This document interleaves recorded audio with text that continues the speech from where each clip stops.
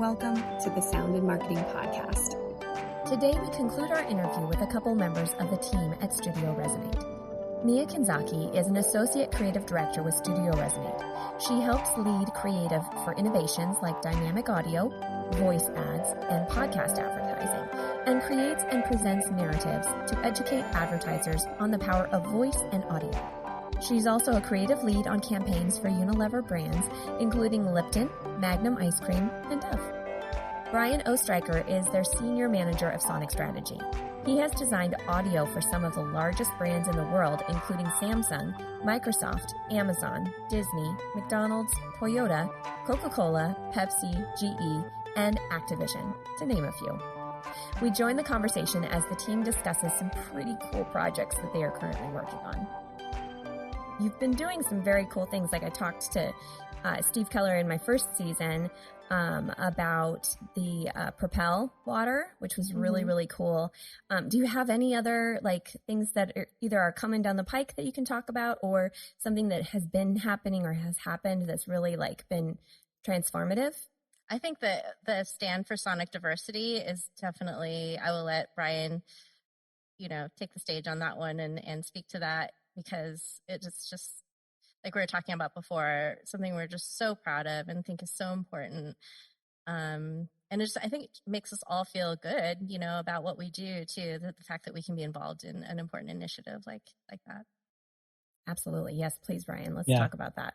Yes, definitely. So the idea is Studio Resonate is leading this initiative, and there's three kind of main points that we want to have the community come into and support this idea of make specific, measurable, and public commitment to casting Black voices, diversify internal talent rosters, strive to have BIPOC represent at least 50% of the roster, adapt the stand for sonic diversity best practices, and distribute to all creative contributors, stakeholders, and vendors influencing audio creative. The standard, I don't know why, but it's been like this. The standard has kind of just been this white-dominated voice, and we don't think that that's appropriate. So we're making a stand, and we're making efforts to change that. Yeah, and I think, Jeanna, you listened to the really great clip that we have on the website of where we have some of our voiceover talents talking about their stories in terms of the industry and casting and diversity and perception. It's just so powerful to hear their, coming from them and, talking about their personal experiences.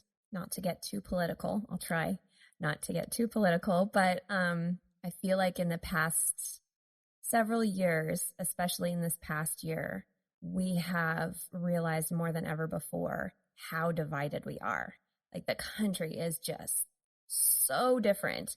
And if we don't try and remedy some of these closed off experiences that only portray what's right in front of us, we're going to lose the big picture. And I find it kind of ironic because we're in a society now where we have access to every kind of information we possibly could, and yet we're still not getting accurate information.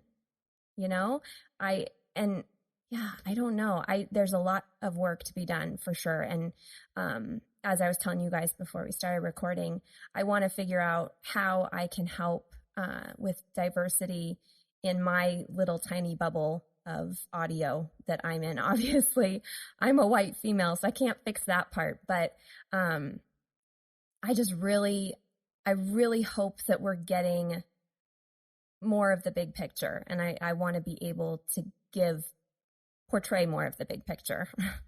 Yeah, it's so interesting too in audio because you don't have that visual, so you don't know what race the person is when you're hearing their voice.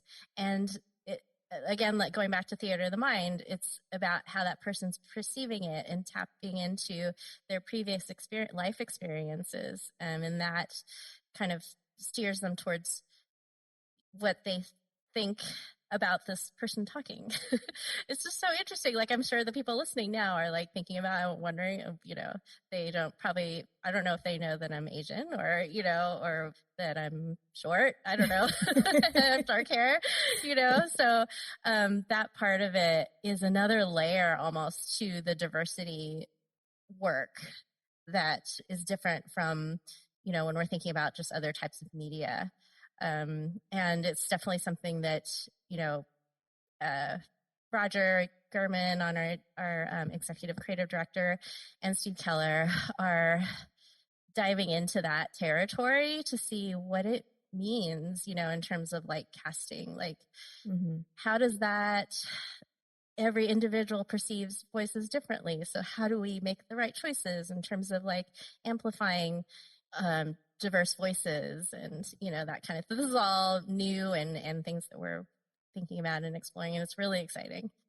Well, and just going from like the visual side of it, I'm just thinking of like some commercials and stuff like that, when you put diversity into whatever that pharmaceutical commercial is with the white picket fence house, instead of having two very white middle America people, maybe you put, an Asian woman and an African American man in the mix. Like, something as subtle as that makes a difference. And so maybe for the voiceovers, whatever the product is or the situation, maybe examining what traditionally we think of. Maybe it's the white America. What do we think of? And if we think of white America, maybe that's where someone of color or a minority of some sort should be voicing it, and having a clear voicing that they are that race, so that somebody could hear it in a situation that customarily their ear would go to white, Caucasian. I don't know. And ideally, that's making things more authentic, right? I mean, people crave authenticity. It's real. This is just a tiny step in a shifting of thinking, and it's an important initiative to keep rolling, because America is not just made up of white people. People of color probably are. There's more people of color than there are white people, I think. So it's a step in the right direction, and we're hoping that people can shift their thinking and be more realistic about their choices. Yeah, and just also want to acknowledge the fact that our team, how important it is to have people on the team too that are making the creative be diverse, to make sure that all perspectives are being considered in an authentic way. And, I feel like our team, we're working on doing better, being, more diverse and being better, but we definitely value that as well, like how important it is to have diverse team members and people you're able to consult to make sure, does this sound okay? Is this hitting the right note? Does this feel right to you based on your life experience? So that's something that we're also definitely think is really important. And just doing one more example to this, I think about, when that conversation happens, it seems more, what's the word that I was looking for? For sonic branding, I'm going to compare it to sonic branding. So for sonic branding, a company comes to an agency and says, we want a sound. And if that sound is created and cultivated and sent to that boardroom, and the executive says, I like this and I don't like that, is that necessarily the right person to ask that question? Because it's not that executive who may be gone in 5 years or 1 year. It's not that executive's opinion on what sound they like. The sonic branding should be the identity of the company. So the person, there should be more of a wide range of a focus group of sorts deciding what that sound would be. And I feel with diversity in the workplace, diversity in advertising, diversity everywhere, it can't just be the boss. It needs to be like the people who are listening to it and the people that are working on it as well, because hopefully they are diverse as well. But again, this is a multi-layered thread we're pulling at. Yeah, it's really hard to not bring some sort of personal bias to anything that you do. I mean, we all grow up a certain way. We all have different experiences. Moving the conversation towards authenticity, check your bias as much as you can at the door, leave an open mind, and try and just serve what's best, like you said, for the listeners, the best for the community, and the most authentic experience. And we're talking about sound and music. Like there's nothing more authentic and sincere than that, I would hope. So it's exciting, and I'll be following you guys, and anything I can help, I totally want to help. That's great. I'm really glad we talked about that. Just to, and there's another thing that we're working on too, which is our company SiriusXM acquired Stitcher. And so we're really excited about diving into the podcast, world and podcast ads. We feel really grateful to be working with their team, all the expertise that they bring, and we're on a podcast. So that's relevant, right? Yeah, definitely. Yeah, you guys really have been acquiring a lot of things in the past several years. It's the power of audio. That's the power of audio, yes. What, with all of this transformation that's going on in Pandora and SiriusXM and Stitcher and all that stuff, what's got you really excited about sound and marketing, and where do you see it going in the next year, 5 years, 10 years, etc.? Well, I think that voice is really interesting and exciting. I think that pretty soon folks will not be staring at their screen as much as they are. I mean, that's already happening with smart speakers, even your phone with Siri and Alexa. It's voice is powering a lot of our day to day, and it's really exciting to see where that will take us. And we're working on some of those things at SiriusXM Pandora as well. Voice ads, interacting with the ads, even Clubhouse, this new social media app, which is really interesting to me because it is kind of like a podcast, but you can actually participate in it. You can raise your hand, you can come up and have a conversation with pretty much anyone in the room. So voice, I think, is going to be a really interesting space, at least for, the next foreseeable future. Totally on the same wavelength with you, Brian. Those are the couple of the things I was going to talk about as well. Just voice activation, how effortless is just talking to something, when you want something. Like, of course, people are going to just want to do that for everything. No need to type anymore, no need to do anything except talk. So, we're in terms of like audio, like what does that open up for us? And, right now we have launched voice ads. Nobody else is using voice ads the way that we are, where the listener talks to the ad to, express interest in the product. So the advertiser has a really measurable way of tracking engagement, and like that person's really engaged. They're going to talk back to this new kind of ad. They must be really interested in what the ad has to say, right? So, we also on our team work really hard to make sure that creative is very engaging and enticing and entertaining, useful. And then, yeah, like Brian said, like Clubhouse, like how is voice and how is that going to change social media? Everything will all be voice and audio, in terms of like, no, you're not less visual and more just like, and there's so much intimacy too in like hearing someone's voice as opposed to like reading a post on Twitter or something like that.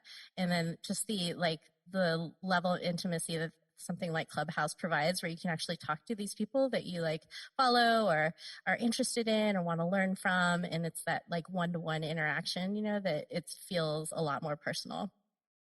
And then I would say also like podcasts, again, the fact that the podcast listening experience is so different and from music,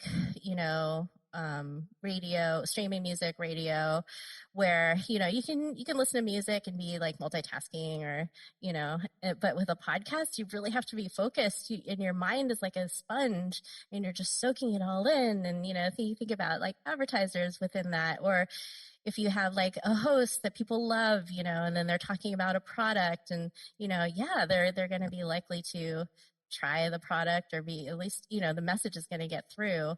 And then how can we make advertising that really fits and is customized for the podcast environment? Thinking about like that mindset, that lean in mindset, and, what are some of the really cool things we can do there to like make the advertising really effective as well as like useful and entertaining for people?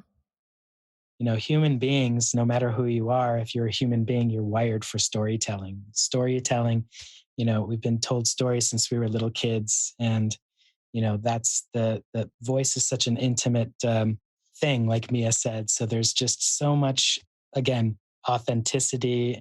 So much of it resonates on a global level because of the way physiology is. So absolutely. Well, and sound, and I talk about this in my course too, is like sound came from the beginning, like not the beginning of recorded audio, but like sound is vibration, and vibration is caused by movement. So sound has been around since whatever you believe is the beginning, like it's been around since the beginning. So why not tap into something that's so like gutturally us? But, I'm preaching to the choir. Absolutely. Well, thank you so much, you guys. I really enjoyed this conversation, and I'll have to come back to you guys for some more results on the sonic diversity that you're working on. Please do. Yes, definitely. So thank you so much. Thank you, Jeanna. Thank you so much for having us. For more on the Stand for Sonic Diversity project, go to standforsonicdiversity.com. Through voice, we have an opportunity, and I'd say an obligation, to meet these racist divides head on. Pandora, for one, is doing a great thing. If you're enjoying these conversations on sound and marketing, then I know you'll love this. I have a course on sound's power and influence in marketing that you can enroll in at soundinmarketing.com. Years of research has gone into this course, and I'm confident that you'll learn a lot. My goal is that you'll be able to take this information and begin applying it to your brand or company. And if you need further help, I also consult. So head on over to the site to preview the trailer, view the curriculum, and sign up for a dose of sound in marketing. You can find the Sound in Marketing podcast on all the major podcast channels, so don't forget to share it with your friends, follow, and rate it. More people should know about this stuff. I know you know that now. For any other inquiries, you can find me at Dreamr Productions. That's DREAMR Productions.com. LinkedIn, Twitter, and Facebook. You can also email me at Jeanna, JEANNA, at dreamrproductions.com. All links will be provided in the show notes. Let's make this world of sound more intriguing, more unique, and more on brand.